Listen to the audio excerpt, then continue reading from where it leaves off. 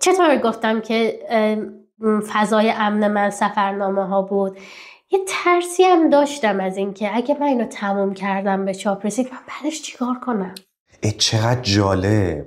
همش ببین شاید رفته تموم شده شو من 2 سال بود توی لپتاپم بود خب، ولی هی میرفتم از اول میخوندم میرسیدم به آخرش میگفتم خب بعد ایمیل رو فرستادم استاد رفت برای چوب من بعدش چیکار خواهم کرد. به پادکست زعفرونی خوش اومدین.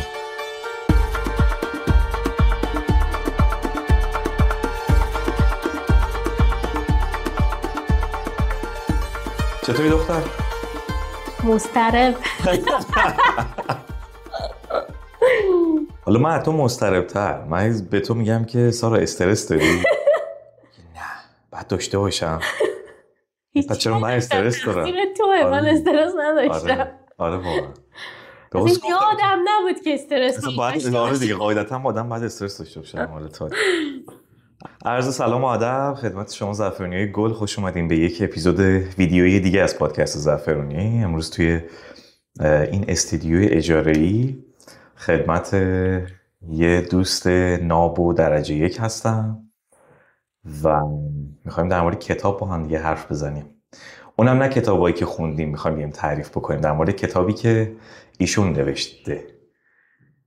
اسم، پیشه، قصدت از نوشتن کتاب. سلام به زعفرونیای عزیز، مرسی امیر که من دعوت کردی، اهمیت دادی به کاری که من انجام دادم. خوشحالم که هستم اینجا. من سارام، پیشینه تحصیلیم تاریخه، کارشناسی تاریخ تموم کردم. از سنی که یادم میاد علاقه داشتم به تاریخ و خوندن و اصلا رفتن تو ماجرای این که تو گذشته چه اتفاقی افتاده و همینم رشته تحصیلی دانشگاهم تاریخ انتخاب کردم. بعد رفته به دوره‌های مختلف علاقه‌مند شدم، بیشتر به دوره قاجار در دوره معاصر، چون شباهت‌هایی می‌دیدم، نقاط تاریکی می‌دیدم که باید توش کنکاش کرد و خوند و به علاوه این که تاریخ زنانه خیلی قوی داره دوره قاجار. جسارت‌هایی که زن‌ها در این دوره نشون دادن از خودشون همیشه مورد توجه هم بود. بعد این شد که کار به اینجا کشید. تو از موقعی که شروع کردی به نوشتن این کتاب تا موقعی که چاپ شد 7 سال طول کشید. 7 سال طول کشید. تو این 7 سال تو فارغ التحصیل شدی، مهاجرت کردی، بچه دار شدی، بعد شاغل شدی توی کشوری که زبونش جدیده، فرهنگش جدیده اینا، بعد حیبور خونگی آوردی. خیلی تغییرات اتفاق افتاد. آره چیزی رو از قلم انداختم، اتفاق دیگه افتاد. درم از دست دادم. روحشون شاد. چی شد اصلا که فکر کردی من باید بنویسم؟ خب من خیلی علاقه داشتم به نوشتن، یعنی قلم و کاغذ رو هنوز هم بهترین دوستای خودم میدونم. هر جایی که لازم دارم به کمکم اومدن.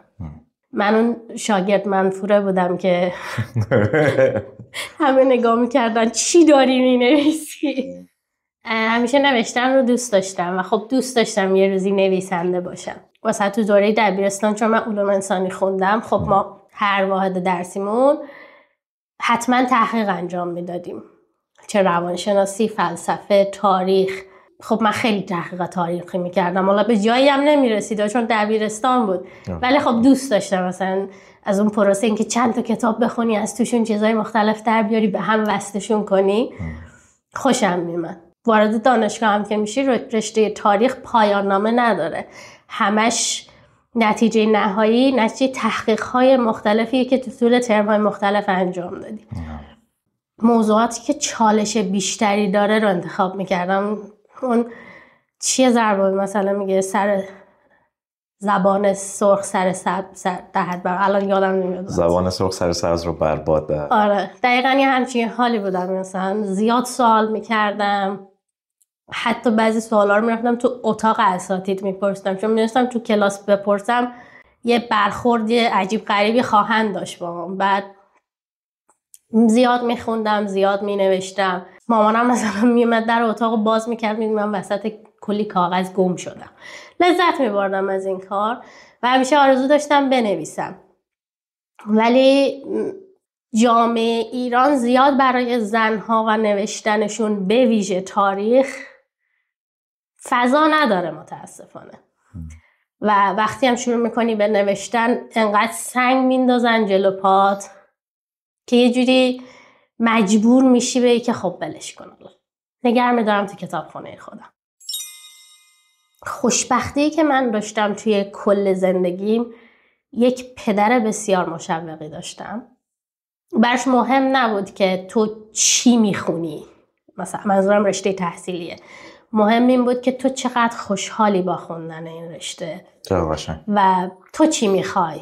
شاید آینده شغلی عجیب غریبی هم نداشته باشه، چطور که همیشه میگفت مثلا تو میتونی به حقوق بخونی، وکیلی باشی که نویسنده است. و خب راستم میگفت برای جامعه ایران تاریخ خیلی مثلا پایان شغلی داشت میشدی معلم. این حقیقت بود. و خب من خیلی دوست داشتم که همون معلم باشم، همون تاریخدان باشم، مورخ باشم. به علاوه این که اساتید خیلی خوبی داشتم تو دوره کارشناسی. استاد سلمان استاده که کتاب رو با هم نوشتیم، استاد قدیمی، استاد صدقی، استاد صادقی، خانم دکتر اوروجی، همه اینا اساتیدی بودن که یه جوری راه رو باز میکردن برات. اون یا خود استاد نایبیان که خارج از کشور هم تحصیل کرده بودن، یه جوری بهت راه رو نشون میدادن. اشکال نداره تو اگر یک دونه در هزاری که تاریخ رو دوست داری دوست داشته باش. شانس دیگه، شانس میاری. بعد مثلا من موضوعات عجیب غریب که انتخاب میکردم پشتم گرم بود به استادام که کمکم میکنن به یه جایی میرسونم. مثلا قبل از ایده این کتاب من تو دوره کارشناسی استاد قدیمی موضوعی مطرح کردن توی کلاس و گفتن هر کس جوابشو بیاره من 20 میدم بهش. موضوع این بود که سنگ قبر یا گورستان یک سفیر انگلیسی رو بعد پیدا کردیم به عنوان ادوارد برجیس. من تا اونجا که ارمنیا کتکم پیش رفتم و بعد فهمیدم که مثلا قبرش کجاست، ولی اجازه ورود نداشتم به خاطر اینکه تو گورستان ارمنیا بود. یه همچین شخصیت مبارزی برای خودم داشتم. یعنی علاقه داشتی، ماجراجو هم بودی، مشوق هم داشتی، بعد پشتیبان هم داشتی. خیلی همه چی برات مهیا بود دیگه. اینا همه شد واسط انگیزه که بگی من میخوام یه کتاب بنویسم. یه وقتی چند سالت بود شروع کردی نوشتن؟ خب من وقتی فارغ التحصیل شدم یک روز یه ایمیل دریافت کردم از استاد سلماسی زاده. یه سری به من نمونه سفرنامه دادن، گفتن اینا رو ترجمه کن بیار در موردش صحبت کنیم. خب من نشستم اینا رو ترجمه کردم، یکم فرهنگ سازیش کردم، با فرهنگ خودمون تطبیقش دادم و بردم بهشون دادم. بعد گفت دوست داری بیشتر ترجمه کنی؟ منم مثل اون نهنگ گرسنه بله دوست دارم فلان. خب بیشتر ترجمه دادن بهم. همین ایده شد که چقدر خوبه سفرنامه ها چیزایی هن که خونده نشدن. دلیلش چه خونده نشدن؟ چون اکثرا به زبان انگلیسی هن و اکثرا ترجمه نشدن. خب شاید 1 تا 2% ترجمه شده باشن ولی اکثرا ترجمه نشدن. چقدر قشنگ میشه که بشه اینا رو به یه جایی رسوند. حتی اگه بشه 1 یا 2 تا خیلی مهمشو که در مورد زنها صحبت میکنه ترجمه کرد. این ایده رو با استاد به اشتراک گذاشتم، گفت آره چرا که نه، شروع کن این کار بکن ببینیم به کجا میرسه. شروع کن این کار بکن. ایشون اون موقع داشتن این کتابو مینوشتن، کتاب شناسی توصیفی سفرنامه.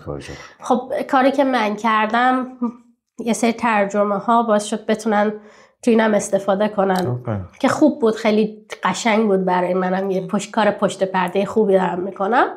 ایده اینجا شکل گرفت ولی متاسفانه پدرم مبتلا شد به سرطان توی فاصله اینکه ایده شکل گرفت و من قشنگ احساس کردم که خب دارم یه شغل تاریخی برای خودم انجام. همزمان خب برای ارشد هم میخوندم.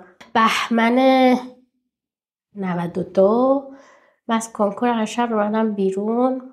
بعدم نبود کنکور، حالا اونجوری که میخواستم نبود. همه دخترها همین. خب نه خب نتیجه‌ای که میخواستم هم نگرفتم متاسفانه. بعضیاشون اینجوری نمیره. ولی خب بعدم نبود برای اون مدت کوتاهی که مطالعه کرده بودم برای ارشد. ولی یه هفته بعدش تشخیص سرطان دادن برای پدر و چون سرطانشون small cell lung cancer بود درمان نداره. میشه ریه؟ سرطان ریه است، سلول کوچک که توی برونشیت ها شکل میگیره و درمان نداره. الان 11 سال میگذره هنوزم درمان نداره. دیگه ایده همونجوری موند، خشک شد، رفت همه چی، همه تمرکز رفت روی این که کنار پدر باشی. شهریور 93 بابا رفت کما.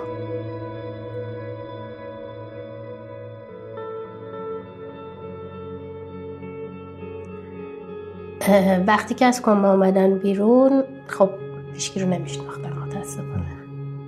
فقط تنها وقتی به من عکس العمل نشون دادن که من کتاب خوندم پیششون.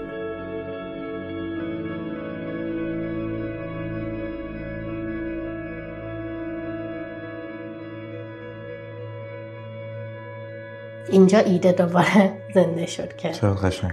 به خاطر بابا هم که شده منو می نویسم. همونجا که تو اتاق پیششون میشستم که اگه نیاز داشته باشن پیششون باشم ترجمه میکردم. لپتاپم اونجا بود ترجمه میکردم. ولی خب از دست دادنشون خیلی عواقب داشت. سوگ خودش یه مسئله بزرگیه. خب من اجازه دادم به خودم که سوگوار باشم برای مدت طولانی و بعد آشنایی با فرزین. تو اون فاصله هم خب دلم میخواست برم ترکیه درس بخونم، هم رشتم اونجا ادامه بدم چون فکر کردم آینده بهتری داره.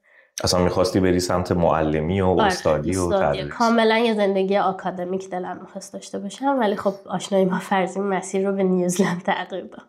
خب تاریخ یه چیزی مثل پزشکیه، هر کشوری مال خودشو داره. حالا اگه تو تو خاورمیانه باشی میتونی تاریخ ایران رو بخونی، یا حتی اگه تو آمریکا باشی چون خیلی رابطه گسترده‌ای با ایران داره، تو دانشگاهاش خیلی تاریخ ایران شنیده میشه، خونده میشه. یا انگلیس، کشورهای بزرگ که ارتباط خیلی قوی با ایران داره. و خب نیوزلند اینجوری نبود، اصلا نمیدونستن تاریخ ایران چیه. چیزی به عنوان اسکالرشیپ برای رشته تاریخ وجود خارجی نداشت. اینجوری شد که مسیر تحصیلی استادی من اونجا به پایان رسید و خب شاید در آینده بشه، نمیدونم، آدم نمیتونه آیندهشو پیش بینی کنه، ولی دیگه نتونستم برم دانشگاه و ارشد بخونم و همش تو این بودم که من اون کتابه رو باید بنویسم. من به بابا قول دادم. قولی هم نداده بودم به من. نه ولی بیشتر به خودت خودم قول داده بودم که به خاطر بابا هم که شده من این کارو میکنم. من اول بگم اسم فرزین اومد. فرزین همسر سارا، دعوتش میکنم به پادکست زعفرونی چون از طرفدارای خیلی پروپا قرص همه اپیزودا رو گوش میده. یعنی تو ماشین موقعی که میخواد بره شرکت برگرده اینا، بنابراین اگه دوست داره بیاد. پس تو این وسط با فرزین هم آشنا شدی؟ یعنی از وقتی که ایده نوشتن این کتاب اومد یه دونه لفظ اونجا داشتم با فرزین هم آشنا شدم و عشق مسیر زندگی توی خورده عوض کرد. به خوب عوض کرد. آره. بهبودش داد. یعنی کار همه مردا اینه، کلا بهبود میدن. شاید اصلا حمایت هایی که فرزین کرد از این که کتاب نوشته بشه نبود، کتاب نوشته نمیشد. آره. حالا میرسیم به نقشش. تو اومدی نیوزیلند و تنها هم اومدم. این تنها هم اومدی؟ یعنی دورادور با هم دیگه آشنا شدید و رابطه راه دور و اینا. ما 9 ماه رابطه راه دور داشتیم، ازدواج کردیم و من تو تنها اومدی اینجا؟ 4 ماه بعدش اومدم تازه. و همچنان نوشتن رو شروع نکرده بودی نوشتن این کتاب؟ فقط داشتم ترجمه میکردم. فقط ترجمه؟ آره، فقط تمام تفریح همین بود که اون سفرنامه رو بخونم و ترجمه شو کنم. خب اون وسط چجوری وقت پیدا میکردی؟ یعنی اومدی توی کشور غریبه، تازه داری بر میخوری با اجتماع و زبون و فرهنگ و اینا، بعد زندگی مشترک تازه زیر صف خیلی چیزا رو داری متوجه میشی، آشنا میشی، چالش فلان اینا، سنگین نبود این فشاره؟ چجوری وقت اصلا پیدا میکردی برای نوشتن؟ اصلا سیف اسپیسمون چی میشه؟ متاسفانه زبان قاطی شد. یه فضایی برای خودت، فضای امن من همون سفرنامه ها بود. هر جایی که احساس میکردم که وای من نمیتونم تو نیوزلند خودم رو جا بدم، مثلا سفرنامه میخوندم. چه جالب. و همه منابع هم داشتی آنلاین پی دی اف؟ آره دیگه، چون سفرنامه ترجمه نشدن همشون به صورت پی دی اف هن. خیلی کمشون به صورت چاپی تو کتابخونه‌های انگلیس پیدا میشه، یا مثلا تو کتاب فروشی‌های خیلی مثلا ناباید مثلا که فقط تخصصی کار میکنن پیدا میشه، ولی اکثرا به صورت پی دی اف هن که یه سریشو خب خوبیه نیوزیلند، یه سریشو اینجا من دسترسی به پی دی افش پیدا کردم، چون ایران مثلا باید پول میدادی، وی پی ان میزدی اینا، ولی یه سریشو اینجا پیدا کردم، یه سریش هم استاد بهم داده بود. یه چیزی حدود 90-92 تا سفرنامه بود، ولی خب وقتی شروع کردی بخوندم مثلا میدید که وسط این روسی میشه، مثلا مقدمش انگلیسیه، بعد روسیه، بعد یا مثلا فرانسویه، کم شد یه چیزی حدود 80 تا. از این 80 تا فکر کنم 78 تاش بود که اگه اشتباه نکنم 78 تاش در مورد زنا بیشتر صحبت کرده بود. باز هم توی اینا کمتر کن، مثلا یه سری چیزا تکراری بود، یه سری چون تصمیم رسید به اینجا که کتاب مصور باشه، بر اساس عکس ها باشه، یه سری اصلا عکس نداشتن، اینجوری کم شدن. چی حدود 70 خورده این سفر. و تو مجبور بودی همه اینا رو بخونی بعد خلاصه بکنی؟ یعنی همشو خوندی اینجوری؟ نه آخه موقع هم که دیگه هوش مصنوعی نبود که بهش این کتاب بدی قشنگ خلاصه بکنه و دقیقاً فضای امنم همونا بود. چقدر طول کشید از وقتی که اومدی تا تموم کردی این خوندن این ترجمه؟ تموم کردن خوندن ترجمه هاش از 3 سال و اینا طول کشید. خب من وقتی اومدم، به خاطر اینکه من با ویزای همسری اومدم، 3 ماه اول من ویزام ویزیتور بود. خب اون 3 ماه حالا بگو آشنایی با زندگی مشترک، چجوری زندگی مشترک و دور از همه، بدون اینکه کسی داشته باشی که بهت بگه که آره مثلا این کار نکن، این کار بکن، این کار خوبتره، این کار بدتره، بدون حمایت عاطفی خیلی قوی، نه که اصلا نبود ها. به هر حال خب خانواده در هر صورت یه جوری هستن، ولی خودمون ساختیم هر چی ساختیم. میرفتم دانشگاه، خب فرضین پی اچ دی میخوندم، ما دکترا داشتم، من میرفتم دانشگاه، توی که از این کیوبا میشستم، لپتاپم باز میکردم، ترجمه میکردم. اون 3 ماه خب خیلی من جلو انداخت. بعد دوباره استاپ شد چون رفتم دنبال کار پیدا کردن، که اصلا پروسه عجیبیه توی نیوزیلند برای آدمی که تازه اومده. تو بعد کارم پیدا کردی، کارم شروع کردی؟ مسلما همون کاری که خودم میخواستم که نبود. توی آرایشگاه کار پیدا کردم، چون ایران که بودم تفریح میرفتم آرایشگاه، پیش زنده‌ایم کار میکردم، پیش مامان دوستم کار میکردم. پس این پروسه 3 سال خورده طول کشید. اون موقعی که تو تصمیم گرفتی که الان من دیگه همه چی رو خوندم، ترجمه هم کردم، منابع و همه رو دارم، میخوام شروع بکنم به نام خدا، اون موقع من نشستم این کتاب خوندم. حقیقتا وقتی همه سفرنامه تموم شد، درست گفتم خب بذارم استاد چی نوشته. راستش بعد یه ایمیل زدم به استاد سلما استاده که درسته که چند وقت طولانی من ارتباطی با شما نداشتم، ولی من میخوام بنویسم این کتاب رو. خب من ایران که بودم 1-2 بار در موردش صحبت کرده بودیم. میگم اساتید خیلی درجه‌ای که داشتم، پدر که فوت کردن، من رفتم دانشگاه خیلی دوست داشتم رفتن و اینا، استادامو ببینم، یکم با استادام صحبت کنم، من قدم بعدیم تو زندگی چی باشه بهتره.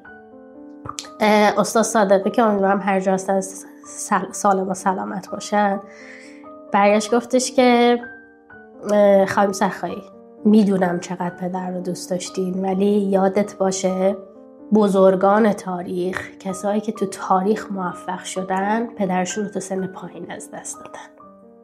چه عجیب. جمله شاید مثلا از دور نگاه کنی دردناکه، خب، ولی بهترین جمله‌ای بود که میتونستم من تو اون لحظه بشنوم.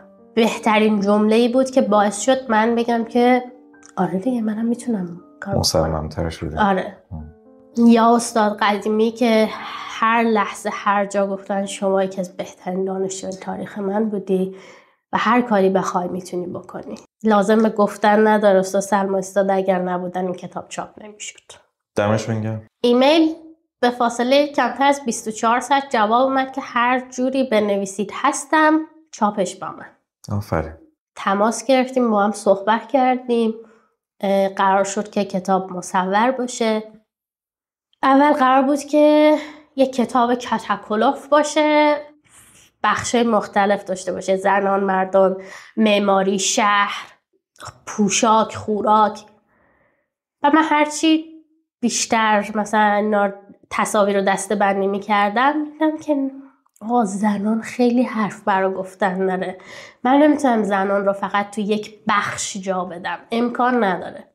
با استاد ایمیل زدم که من یک کتاب در مورد زنان می نویسم، بشه کتاب اول. اگر به قول میگن جربوزش رو داشتم، اگر توانش رو داشتم، 2، 3، 4 هم با ویژگی‌های دیگه میاد، ولی زنان رو من توی بخش جا نمیدم. استقبال شد طبق معمولی، همیشه کمی ایده‌ام استقبال شده بود و اینجوری شد که لپتاپ باز کردیم نوشتیم.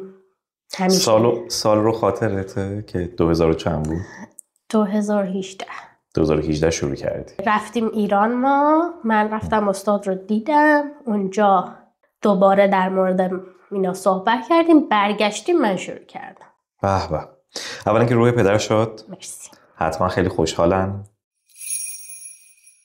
خب تو این 2 سال یه خورده نوشتی، بعد کووید شد. آره. کووید کمکت کرد ها که مثلا نه برای اینکه خب من اینجا به اون نتیجه رسیدم که خب من نمیتونم تاریخ رو تو رشته تاریخ شغل پیدا کنم. با اینکه انجمن تاریخ دانشگاه رفتم ثبت نام کردم، ولی همونطور که گفتم مثل پزشکی من باید از اول میشستم تاریخ نیوزلند میخوندم، بیشتر اخت میگرفتم با تاریخ اروپا، چیزایی که اینا میخونن و تو اون قسمت، تو اون بره از زندگی مشترک و اصلا مهاجرت، این کار نه عاقلانه بود نه ممکن. رفتم سراغ دومین رتبه تو لیست، پزشکی. من خیلی دوست داشتم اگر مورخ نباشم پزشک باشم. کورس آنلاینی گذروندم برای چی میگن؟ منشی پزشکی، منشی ادمین پزشکی. تو این فاصله که من کورس رو تموم کردم اومدیم اوکلند از کرایستچرچ و من کار پیدا کردم. یعنی به محض اینکه کورسم تموم شد کار پیدا کردم، چون بازار کار خیلی خوبی داشت. خب منم کورس رو با رتبه بالایی تموم کرده بودم. آفرین. قابل توجه کسی که کرایستچرچ زندگی میکنن اوکلند کار پیدا میکنن. خودش میدونه کیه. ولی خب من کار پیدا کردم. 10 روز بعدش کووید شد. خوبیش این بود که چون مدیکال بود من کارم از دست ندادم. من خب کارم رو شروع کرده بودم، خب به این فکر میکردم که خب الان یه درآمد ثابت دارم، بیشتر میتونم زمانمو بذارم به این که یه استیبیلیتی داریم، میتونم مثلا من زمانم الان بذارم کتابم رو کار کنم. بعدیش این بود که ماهایی که داشتیم تو مدیکال کار میکردیم 40 ساعت شاید بیشتر در هفته کار میکردیم با ماسک و شیلد و دستکش. یعنی من وقتی میمدم خونه انقدر اکسیژن کم داشتم که قشنگ فقط دراز میکشیدم، هیچ کاری نمیکردم. پس دوره کووید اصلا برای تو زمان مناسبی نبود واسه نوشتن، یعنی بازدهی اومد پایین. نه که نمی نوشتم ولی بازدهی خیلی پایین بود. ولی خب همون بازدهی پایین رو فرضین نگه داشت، یعنی میگفتش که میشه. اشکال نداره کم کم، ولی حتما این کار رو بکن، حتما نذار مثلا. همینجا بریم بحث فرزین گلو بکنیم. اولا که من خیلی دوستش دارم، جلو دوربینم نمیگم واقعا اصلا یه شخصیت درجه یک باحالیه. این که از تو حمایت میکنه توی رسیدن به هدفت و هدفت مثلا هدف مالی نیست، یعنی یه چیزی نیستش که توی زندگی مشترکتون کمک بکنه با اینها. یه قولیه که اول تو به خودت دادی، این تصمیم بزرگه که اصلا یه اراده عجیب غریب میخواد رو حمایت بکنه، خیلی حرفه. اگر فرزین نبود فکر میکردی کتابه ادامه پیدا میکرد نوشتنش؟ احتمالاً نه. احتمالاً نه، چون وقتی من شروع کردم به کار مدیکال کردن و به قولی یه ذره دستم پول اومد، احساس کردم که خب میتونم برم درس بخونم، بشورم برم فلان، که مثلا چه میدونم کورس گرفتم از دانشگاه AUT اوکلند برای واژگان تخصصی پزشکی. اصلا میخواستی بری اون سمتی؟ خواستم دیگه، دیدم که این ور که جا نداره، بذار دوم لیست رو انتخاب کنیم. روزها و شبهایی بود که مثلا فرزین میگفتش که تو کتابو ناقص گذاشتی، من خیلی ناراحتم. آفرین. و خب وقتی تو زندگی مشترکی رو این مدلی میسازی، رابطه راه دورتو بدون اختلاف طی میکنی، 2 نفر رشد کردید که این رو خیلی خوب مدیریت کنید و به تشکیل زندگی مشترک برسونید، اینکه سختی‌های شروع زندگی مشترک و مهاجرت، ببین مثلا فرزین اینجا بود، من اومدم هم شوک فرهنگی داشتم، هم از کسی که اتاقش فقط مال خودش بود و حریم خصوصیش بود، هیچکی اجازه نداشت بیاد، مجبور که شرایط زندگیت بود که مشترک میشی، اتاقتو، کتابتو، لباستو، همه چیزت. یا تو فرصت آزمون خطا نداشتی، یهو اومدی تو ورطه. من اصلا فرصت آزمون خطا نداشتم. همچین آجر به آجر میسازی، اینجوری میشه که من نباید اینو ناراحت کنم، این انقدر از من حمایت کرده. من وقتیش دچار شوک فرهنگی بودم، اجازه داده من اون شوک رو همونجوری که هست طی کنم، نگفته که اگه فکر میکردی نمیتونستی چرا آمدی. میدونی چی میگم؟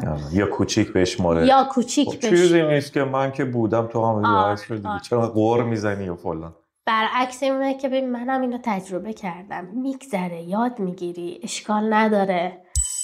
یا حتی انقدر بهت بگم، ماها فکر میکنیم زبان رو خیلی خوب بلدیم. خب من در مورد زبان تخصصی خودم قسم میخورم، زبانی که مربوط به تاریخ قسم میخورم، ولی آدم ها حرف میزدم من نمیفهمیدم. ولی مثلا همراه من فرزین انقدر صبور بود، ببین انقدر منو هل داد. مثلا میرفتیم تو فروشگاه، من حرف نمیزدم، تو مگه نمیخوای اینو بخری، برو خود بخر. همینا باعث شد که خب من خیلی خیلی زودتر از خیلی ها را بیفتم. اصلا تو کراس، حالا اینجا یکم مالتی کالچرل تر اوکلند، تو کراسش من قشنگ لهجه کیوی گرفته بودم، انقدر با کیوی ها صحبت کرده بودم.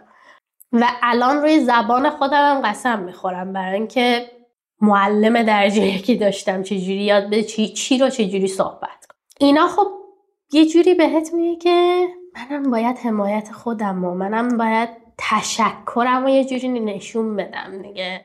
و این حمایت های قشنگ، آره احتمالاً اگه فرزین نبود من الان داشتم همچنان کارهای داوطلبانه میکردم که به هیچ جایی نمیرسید، یا اینکه داشتم درفت این فایل ورد رو نگاه میکردم و افسوس میخوردم که به جایی نرسید. پس دوره کووید یه خورده سرعتت یواش شد، ولی هولت داد فرزین، ادامه دادی، بعد یه سال بعد شما ویسکی رو آوردین، درسته؟ آره.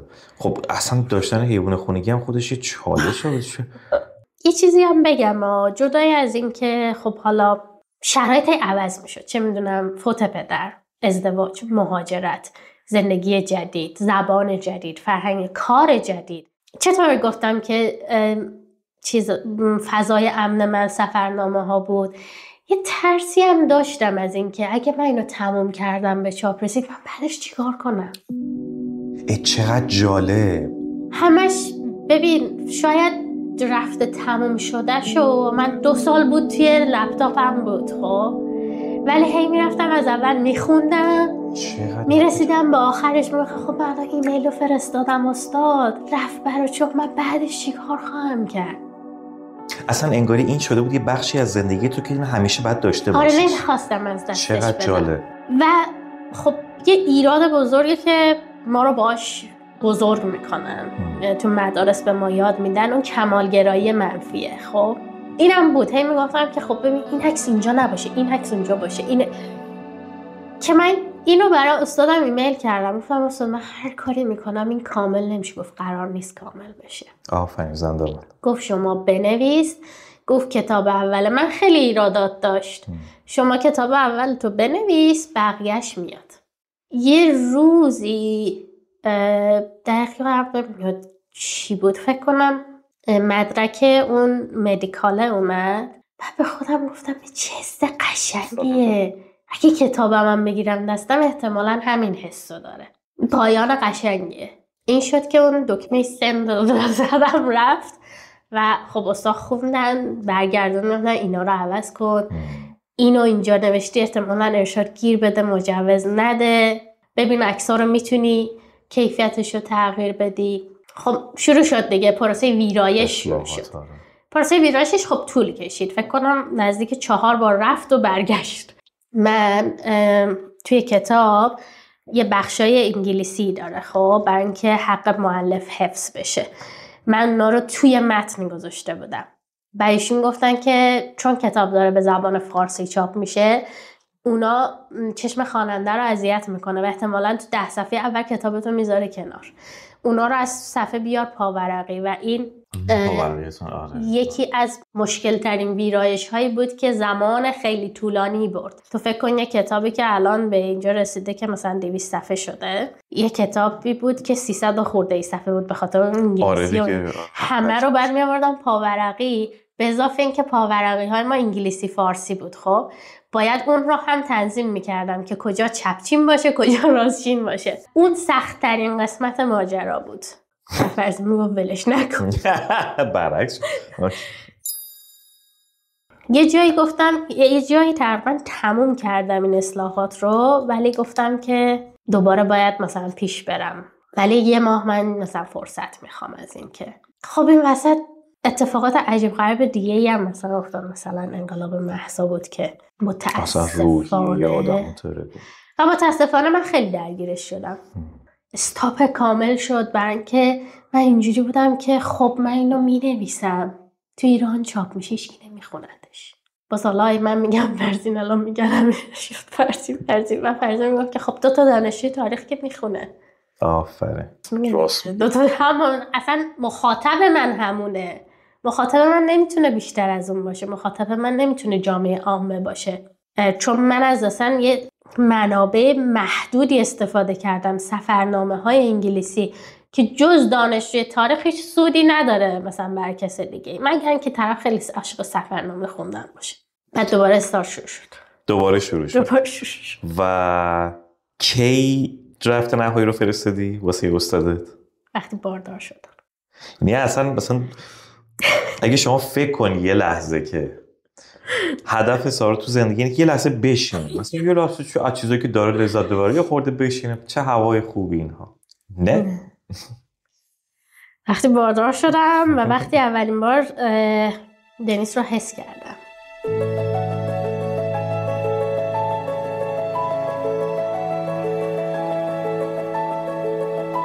یه تغییرات اساسی روحی روانی در من اتفاق افتاد و من تصمیم گرفتم که هیچ کار ناتمامی قبل از به دنیا آمدن این فرزند نداشته باشم. پس توی پروسه بارداری هم تو همچنان داشتی اصلاحات انجام میدادی؟ این بار اصلاحات ناشر بود، حالا داشتیم با ناشر در میرم. آره. پس وقتی دنیس به دنیا میاد تو دیگه کاری با اصلاحات و اینها نداری دیگه، تمام. دنیس قرار بود دسامبر 24 به دنیا بیاد، من 1 نوامبر 24 اصلاحیه آخر طرح جلد چی باشه، حتی قبل از تولدم. مثلا یه چیزی بود که من باید این کار رو بکنم دیگه. فرستادم و تمام شد و کارش با من تمام شد. رفت حالا بره مرحله چاپ. خب خوشبختانه قبل اینکه دنیس به دنیا بیاد کتابخانه ملیش رو گرفتن و اون لینک رو باز کردن. بهترین روز من. برای داداشم پیغام فرستادم به محض اینکه بیدار شدی به من یه VPN بفرست. حالا فرستاد و من وصل شدم و باز کردم و دیدم که کتابخانه ملیه. چه حال خوبی. خیلی حس قشنگی بود. حالا خب مثلا کتاب من اهمیت بالاش به خاطر مقدمه تاریخی که استاد سلماسی نوشته. وزنی که این مقدمه به کتاب داده یه چیز خیلی مهمیه. یعنی هر کسی که کتاب باز میکنه میخونه یک دید وسیع از اینکه چی خواهد خوند رو بهش میده این مقدمه. و اینکه اصلا ایران در دوره‌ای که ما کتاب رو در موردش نوشتیم چه شکلی بوده، آدم‌ها چطوری در مورد زن‌ها فکر می‌کردن. و خب چاپشون هم که با ایشون بوده. یعنی این افتخار بزرگیه که روی کتابی که من نوشتم اسم دکتر محمد سلماسی زاده هستش. اینجوری واقعا اون روز حس زیبایی رو تجربه کردم که تکرار نمیشه. یعنی حس‌ها خیلی زیبان، حتی حس‌های تلخ. فوت پدر من تلخ بود، ولی این که دیگه درد نمیکشید قسمت مثبت ماجرا بود. مهاجرت دردناک بود، ولی رشد بدون درد اتفاق نمیافته. خیلی موافقم. کتاب واقعا میتونم بگم این بچه دار شدنه، این بچه منه این کتاب. یعنی و اون روزی که اون کتابخانه ملی رو گرفتم اصلا نمیدونستم چجوری از استادم تشکر کنم، از همسرم تشکر کنم، از خودم تشکر کنم که تونستم.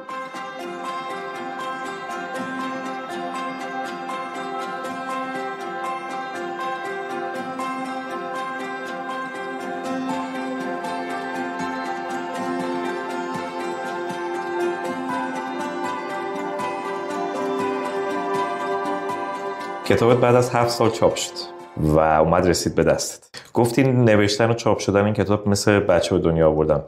اولین بچت رو کتابت میدونی دنیس یا ویسکی؟ کتابت. آره. من ویسکی هم توضیح بدم. هی میگه ویسکی من ویسکی کیه؟ ویسکی قنده، سگشونه، عکسش هم دارید میبینید الان. اصل خیلی پیش میاد سارا ما یه چیزی شروع میکنیم ول میکنیم وسطش. مثلا برنامه ریختیم تا آخر امسال فلان سفر بریم یا فلان کورس رو بگذرونیم یا چه میدونم هر چی هدفایی که مثلا مینویسیم عید سال نو از شنبه این کارو میکنیم. آره مثلا همه رو مینویسیم بعد خب ولش میکنیم. ناملایمت که این اتفاق میفته. تو با تعریف کردن داستانت قشنگ یه الگوی زنده‌ای، قشنگ شاهد عینی هستی که آقا میشه ازدواج بکنن. یه سریا میگن دیگه من نمیتونم دنبال اون چیزی که دوست دارم برم، چه میدونم بچه دار میشن دیگه نمیتونم فلان کنم، حیوان خونگی میگن دیگه نمیتونم، یا از نظر روحی روانی دیگه نمیتونم. همه این اتفاقات رو تو تجربه کردی و غم از دست دادن عزیز که اصلا زندگی آدم رو به 2 قسمت تقسیم میکنه و باعث میشه خیلی از آدم‌ها دیگه کلاً بیخیال بشن. تو از اون یه انگیزه‌ای برای خودت درست کردی. فکر می‌کنم خیلی ارزشمنده. این خیلی درسه، خیلی انگیزه است واسه خیلی از آدم‌ها که میگن نمیشه یا دیگه نمیتونم. به نظرم میارزه آدمه یه بار دیگه هم نگاه بکنه بهش که ببینه چطوری میشه. امیر قشنگ گفتی. بذار بگم یه چیزی رو. همه چی میشه، فقط این ماییم که باید بخوایم که بشه. زنده بود. زندگی مشترک قشنگ میشه. رابطه از راه دور درست میشه. صاحب حیوان خانگی شدن میشه.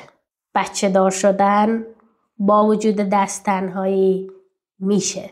کتاب نوشتن میشه. رویاها تاریخ انقضا ندارن و قابلیت تغییر دارن. رویاها منعطفن. این ماییم که منعطف نیستیم. میدونی این خیلی مهمه که بدونیم که خب اگه این نشد پایان زندگیمون نیست. اگر من در سن 23 سالگی پدرم رو از دست دادم پایان زندگی من نبود. اگر در 26 سالگی مهاجرت کردم خودم رو انداختم تو دل ناشناخته ها و چقدر خوشحالم که این کارو کردم. پایانه این نبود که من نمیتونم نویسنده بشم. اگر میخوای موفق بشی باید تمرکز داشته باشی. خیلی موافقم. باید نویزها رو کنسل کنی. هیچ وقت فکر کرده بودی که نویسندگی پول در بیاری؟ مثلا بشه نه با هنر تخت خوابش مقوا بود، با نویسندگی پول. سهراب سپهری و اینا. نه ولی واقعا هیچ وقت مثلا به این فکر نکرده بودی که در بیاد پول ازش؟ الان اسم خودتو نویسنده میذاری؟ نه. کتاب نوشتی چاپ کردی؟ خب ببین نویسنده اینه که چند تایی نوشته بود. تو ذهن من اینه. آره نویسنده هستم ولی هنوز اول راهم. این ایدئالگرایی که بچه‌ها گفتش همینه. حالا کتاب نوشتن توی نیوزیلند سخت‌تر بود یا بچه بزرگ کردن؟ اوه چه سوالی. کدومش سخت‌تره؟ بچه بزرگ کردن. با وجود که تو 7 سال طول کشید که کتاب بنویسی. ببین من کتاب داشتم با اطلاعات خودم می نوشتم، یعنی منابعی داشتم و یه سری خب اطلاعات توی دوران کارشناسی به دست آورده بودم، مطالعه کتاب‌های مختلف دیگه. بچه ورق سفیدم نیست، یه ورق خاکستری پر ژن‌ها و رفتار و افکار تو که تو باید این یه پازله، تو باید اینا رو جاشو بذاری سر جاش که درست بشه. در واقع پازل شخصیتی خودته. تو داری خودتو تربیت میکنی. تو نمیتونی به بچت بگی که مثال میگم دست به گوشی نزن، خودت 24 ساعت گوشی دستت باشه. آفرین. تو نمیتونی به بچت بگی شکلات مخور ولی قوت قالبت شکلات باشه. یعنی تو در واقع داری خودت رو تربیت میکنی و اینه که بچه داری سخت‌تر. اگه قرار بود کتاب به سارا سخایی یه جمله در مورد نویسندش بنویسه چی مینوشت؟ زنها میتونن هر کاری که میخوان رو انجام بدن، فقط نباید بهانه بیارن. به به. نوشتن این کتاب منجر شد که چیزی در مورد خودت کشف بکنی که فکر می‌کردی تو وجودت نیست؟ مثلا خودت میدونستی که یه همچین اراده‌ای داری که این همه سال طول بکشه ولی تو ناامید نشی ادامه بدی؟ آره بزرگترین کشفش این بود که من آدم بسیار متعهدی هستم، چون اینکه این قول به جاش بشینه برای من خیلی مهم بود. تعهد کاریم برام خیلی مهم بود.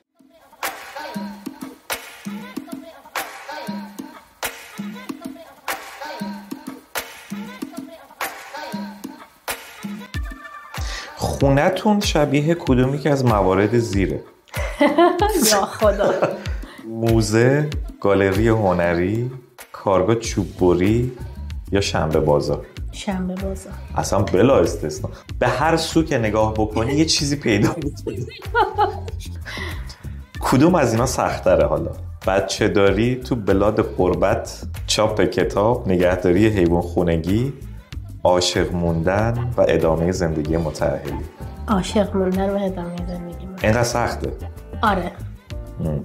یه نفری هم نمیشه ها، این که میگن که کار 2 نفر است. این کار 2 نفر است. بچه خیلی چیزها رو عوض میکنه. یعنی تو باید واقعا عشق سرسختی داشته باشی که بچه تغییرش نده. حیوان خونگی مثلا چیزش نمیکنه مگر اینکه آره یواش یواش مثلا حیوان خونگی تبدیل بشه به ابسشن، مثلا اینکه این کار با اون نکن، اون کار عوض میکنه. ولی خب بر ما چون دوتامونم نسبت به حیوان حس مشابه داشتیم مثلا تغییر آنچنانی نبود، ولی بچه خیلی چیزا رو عوض میکنه.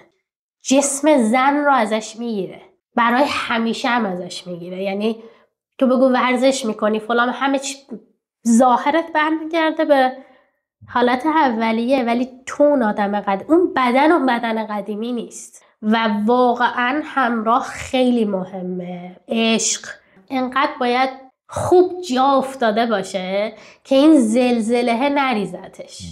آفرین. دوست داشتم تعبیرت. یه خوردم در مورد سارا آیوی بگو. پیچک یا پاپیتال کدوم؟ آیوی پیچک. پیچک. خب پیچک یا هم مورد علاقه منه، چون حیات پدر بزرگم همیشه پیچک داشت و پاییز خیلی قشنگی داشتیم. پیچک به 3 رنگ تبدیل میشد. پیچک گیاه خیلی سرسختیه، تو بزن ریشش در میاد. من خودم خیلی شبیه پیچک میبینم. سارا آیوی عشق من به هنر چوبه. کاری که روی چوب میشه انجام داد. سوخته کاری میگن تو ایران بهش، اینجا پایروگرافی میگن بهش.